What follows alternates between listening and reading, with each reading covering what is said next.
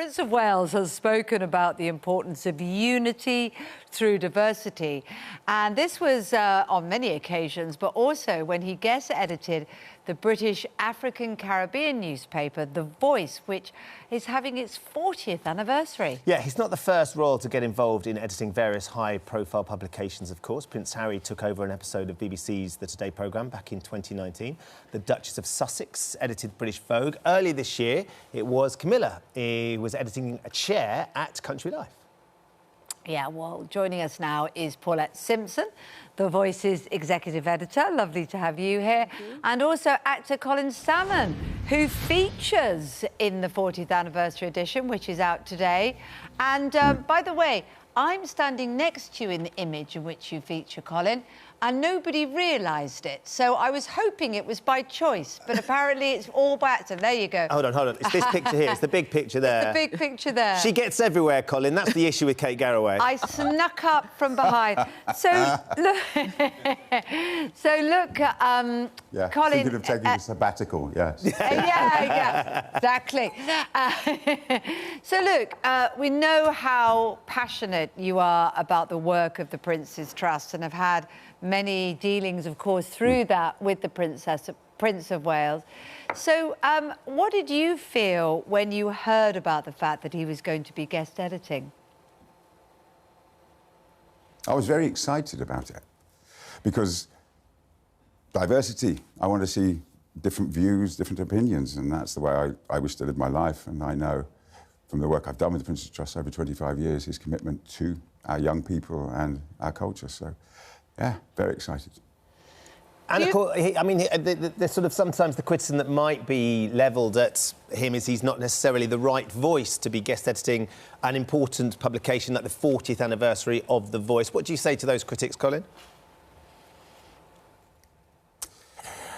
I think we just have to... It's called The Voice, and I think we want to hear all voices, and I think it's really important that we allow voices to be heard. And I think that, you know, when it comes to the Today programme, and it's lovely to hear about it being called a major publication. I think there's a lot of people in the country who probably never read it who may now look at it. So let's be honest, that's got to be good for it. OK, so well, we're very positive. Yeah, very positive. We'll talk a bit more about why you think he's a good fit in a moment, but we've got the person who made it all happen. Undoubtedly, this is a coup, I would have thought, for you. Yes, I'm very pleased. I bet you're very pleased. There are some who are saying that he's not the best person, not least because he's not black and he's not from the community that The Voice has campaigned so long for over those 40 years. Yeah. In order to facilitate change, we need all voices around the table. And by the very nature of what he's been doing beyond 40 years, we thought that he campaigned on issues that we campaign on. Through the Prince's Trust, he has helped young people to realise their full potential, not only to give them a level playing field, but to give them finance and to support them. So when you're campaigning for change in society, for a better society, it's important that everybody is around the table, not just the people who are affected.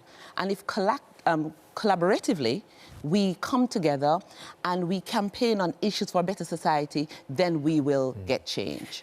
What was he like as a guest editor? Did he get heavily involved? What did he do? He did. We discussed the issues that we had campaigned on over the last 40 years. Education, domestic abuse, cohesiveness in our society, and a range of issues. And when we go back, I must say I was surprised the amount of work that he and his team had done in those very areas. So sometimes there are more similarities than differences. And I think it's very important that he acknowledges the role that The Voice has played for the last 40 years. Many haven't, he has. And I hope that this will be an example to others to collaborate with organisations such as ourselves and others to create change in our society, not only for ourselves, but also for our children. There's some great pieces in this edition. Idris Elba's featured in it, Baroness Doreen Lawrence featured in it as well. Colin, I wonder what it meant for you being featured in this 40th anniversary and why The Voice as a publication is still so tangible and so important. Well, first and foremost, it was a great honour to be featured in it, and I think I have a love of the long game. I mean, I think we've even talked about it, but I'm a cricket man, I love jazz. And I think ultimately life is about deed, and you can't write a long history. It's real. And you know, I came to London in around the same time as The Voice was launched. I came back to London, I should say. So The Voice was a really important paper because it didn't let things drop. It kept on campaigning on behalf of you know, the Lawrence family. There's been issues about, you know, abduction of girls being, or black children disappearing, and we've just kept on bringing these issues to the fore, and recently Grenfell and things like that. So the sort of other mainstream media sometimes pick up a story and let it drop, but you can't. You have to keep a consistent sort of culture of action and deed.